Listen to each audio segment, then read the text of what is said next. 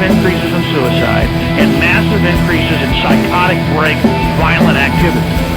I mean, read the criminology books, read the news, you actually follow the details of news. Every time some mother chops the baby's arms off, drowns 5 kids, drives the kids off, gets caught stabbing her husband with a butcher knife, shoots him 9 times, every time the husband gets, most of the time, men sometimes do it on their own, killing people, or every time it's a school shooter, we always say, watch, they'll be on a serotonin reuptake inhibitor, like Prozac or Levox type drug. Finally, Europe's put advisories on it. Now they've done it in the U.S., and it's just for young people.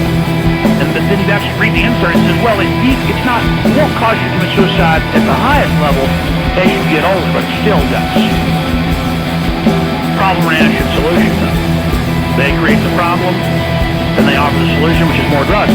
What do they say? Oh, we have an epidemic of suicide since the mid-'80s when this stuff was popularized and introduced to children. Now 15% in the U.S., highest level in the world on drugs. 12% in England, a little over 12% in Australia and New Zealand. Same number, and growing.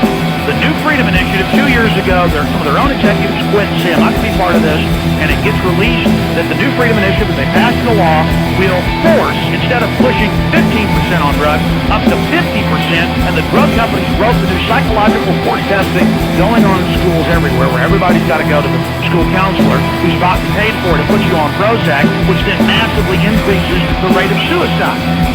And then when half the kids are on suicide, you're going to have a lot more suicide and a lot more shootings because they're on a drug in the hallucinogenic class. See how it's all interconnected, ladies and gentlemen? That you stick your kids, and they have them watching all this television in school. Look, folks, I like cinema. I go to the movies every couple of weeks. You can have a little bit of this stuff. The average American watches close to 5 hours of television a day. The young people are watching close to 7. That's why young people don't talk anymore. They go,